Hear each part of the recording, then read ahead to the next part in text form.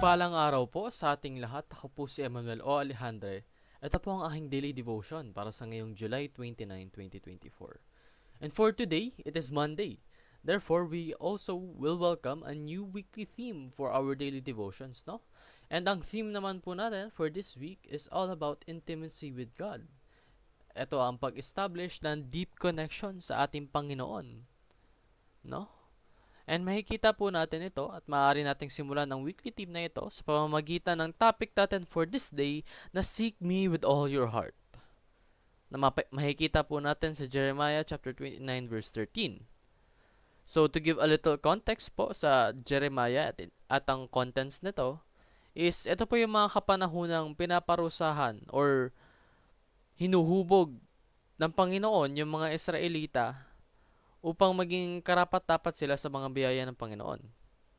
So, sa mga panahon kasing ito, yung mga Israelita is pinipili nilang mas sumamba sa mga Diyos-Diyosan or sa mga idolo, no? Hindi nila fino-focus yung faith nila sa ating Panginoon. Kumbaga, they reserve their effort, their sacrifices into other beings na hindi si God.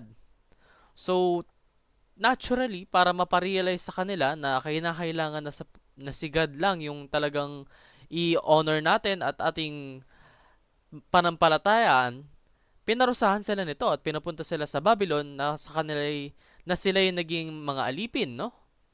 Pero dahil nga sa pagmamahal ng Panginoon, He still planned to bless them after 70 years. So, pagtapos ng 70 years na yon, matatapos na yung pagpaparusa nila. And hopefully, they learn, no? Na nararapat na si God lang yung dapat talaga nating parangalan, yung dapat lang nating panampalatayaan, no?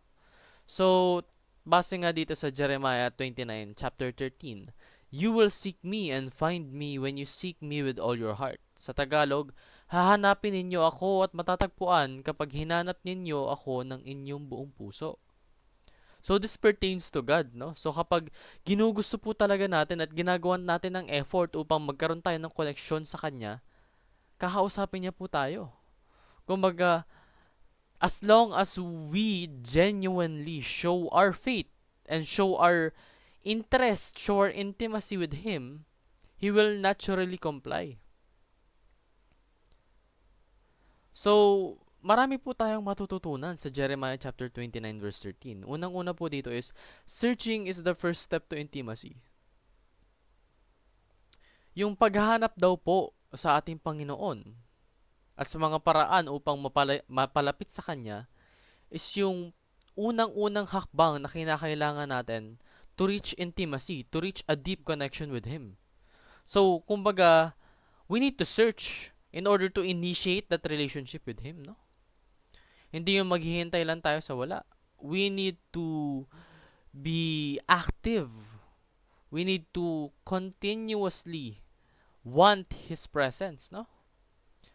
Kasi God loves to reveal Himself. Talagang gustong-gusto niya talagang mapakita sa lahat, if possible, no? Yung presensya niya. Pero, hindi lahat ng tao gustong maramdaman yung presensya na yun. And some, kahit na nararamdaman nila yung presensya na yun, they choose to ignore it.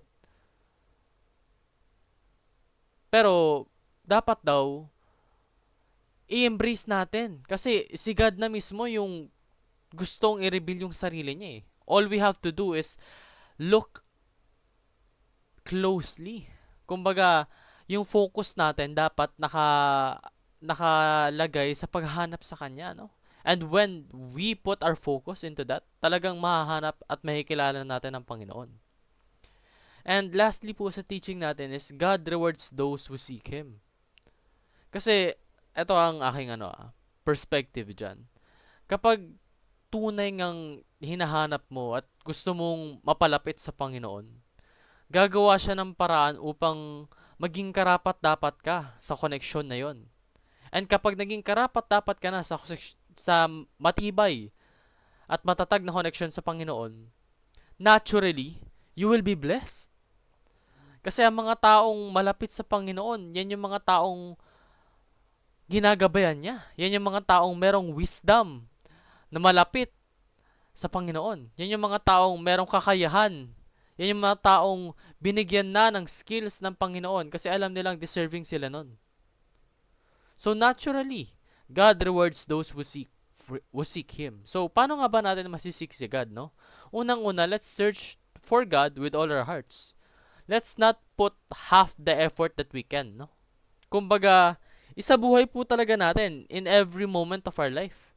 Hindi yung kapag convenient lang sa atin, tsaka tayo maghahanap ng connection sa Kanya. Kapag kailangan lang natin siya, tsaka tayo magpipray, tsaka lang tayo maghahanap ng communication with Him. No. Kasi that's not loving Him. That's not searching for Him with all our hearts. Ang tunay na ah, paghanap sa Kanya gamit ang ating kaibuturan ng puso is ginagawa natin every single moment of our life. For every good thing that has happened to us, for every bad thing that has happened to us, lagi po natin dapat siyang hinahanap. And pangalawa, let's pursue intimacy with Him, no? With God. Hindi dapat yung kapag lumalapit tayo sa Kanya, yung ano lang, want lang natin na mag-give siya sa atin. Dapat, hindi yun yung goal natin. Dapat, ang goal natin is magkaroon ng matibay na connection sa Kanya na kung saan masasabi natin na tunay tayong malapit sa Panginoon. No? And kapag ginawa po natin yun, talagang masarap sa pakiramdam. Talagang nakaka-satisfy, nakaka-fulfill ng soul, no? And lastly, let's act according to God's revelation. So kapag meron pong pinarealize sa iyo yung Panginoon, hindi mo lang dapat ito ibaliwala. For example, no? Na-realize mo na yung talent or skill na binigay at inialay sa iyo ng Panginoon is with financial management. Dapat you should act with that info. You should act with that realization. Therefore, gamitin mo yung skill na inialay sa iyo ng Panginoon upang gumawa ng mabuti sa mundo.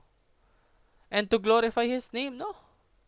So, kapag pinarealize sa'yo ng Panginoon na kinakailangan mo pang mas mapalapit sa Kanya, then perform ways, you think of methods para mas lalong mapalapit sa Kanya. Kasi nandun na yung revelation ng Panginoon eh. Kumbaga, i-interpret mo na lang and you should act upon it na lang, no? That's what we should do in response to His revelation. Kasi, I believe, personally, na marami talagang ginagamit na pamamaraan yung Panginoon upang mas mapalapit tayo sa Kanya. Kasi He wants that to happen. The only thing that we need to do is to be observant with those actions of His. Because God works in mysterious ways. So, kailangan talagang we need to keep an open eye sa lahat ng mga bagay na maaaring mas mapalapit tayo sa Kanya. So, yun lamang po ang aking daily devotion para sa ngayong July 29. Muli, maraming salamat po sa pakikinig. Pagpalain po tayong lahat and give glory to God.